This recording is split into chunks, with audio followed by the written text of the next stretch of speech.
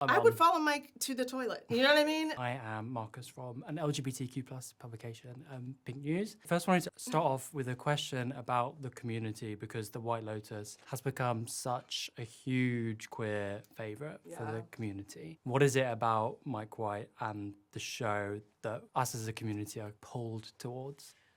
I mean, I wouldn't even deign to speculate, but I think that there's something about just the glamour of White Lotus, from the hair and makeup and, the wardrobe. I think that there's something so aesthetically beautiful about the show, and I think that they're also really up characters. I don't want to be presumptuous, but I feel like, the LGBT, community likes drama, might like a little mess, so I think that might be it. Camp as well. It's camp as hell, yeah. Camp as hell. And Mike White has got some really, the characters are subversive, they go against the norm. It's, super. We love it. You are obviously the returning queen. That's right. After season 1, had you adjusted to the notion that Belinda wasn't going to be coming back? Like, where were you at in your kind of feeling towards that? Oh, I mean, after season 1, I was like, that's done. I didn't even know there would be a season 2. And then when season 2 happened, I was watching along with everyone else. And, when Tanya dies, I texted Jennifer. I was like, Coolidge, you didn't tell me this was happening. So I had no conceit that, Belinda would come back. And so when Mike told me that that's what he was noodling around with, I was really excited. And then when it actually happened and the offer came through, I was just like, oh my God, I get to do this again. This once in a lifetime opportunity turned into twice for me. And I just feel super lucky. Was it at all kind of hinged on whether where Belinda's storyline went? Because obviously season 1, everyone was like, oh no. Like, was it hinged on kind of the direction that the character went in? Hinged, meaning my participation? Yeah.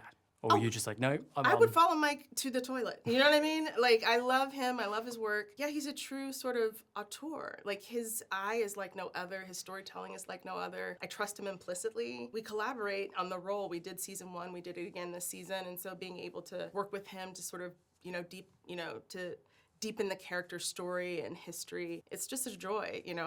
I would follow him anywhere.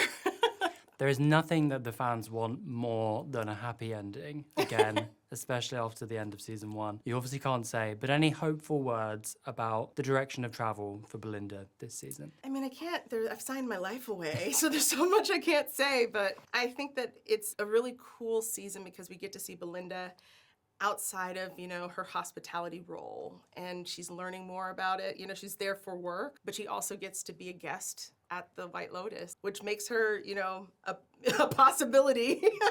And so it's exciting to be a part of that. And yeah, I think audiences will like to see more of her in that way, in her everyday life. I'm on an exchange program.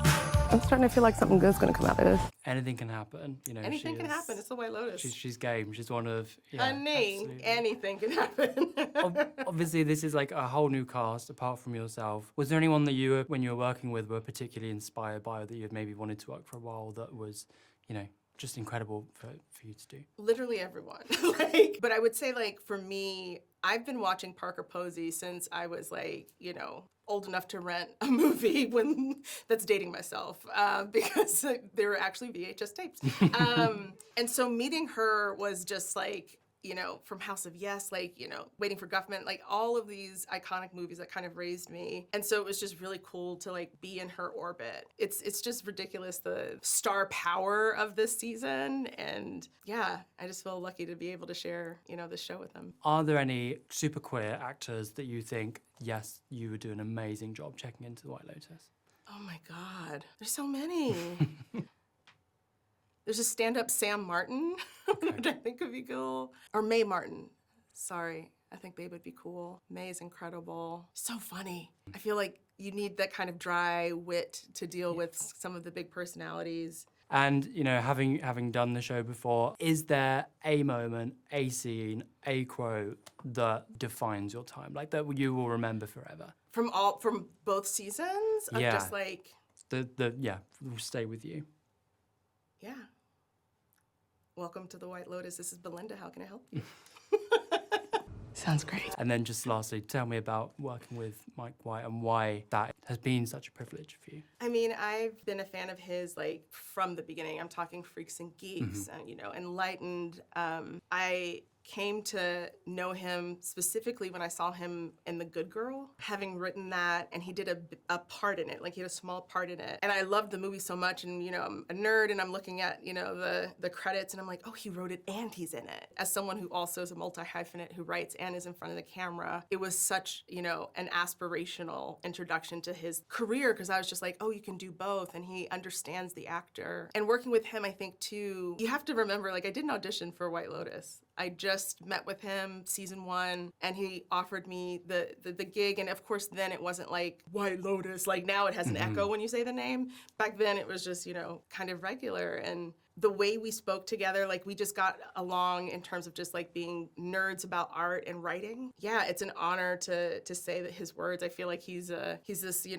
it's like each script feels like a sheet music, and each word feels like music. And when you're there doing it, you don't quite understand it, but in watching the episode, you see how all the notes play together, and he's pretty special. Knowing the actor, like you say, that is absolutely, like, you can tell that there's just such a...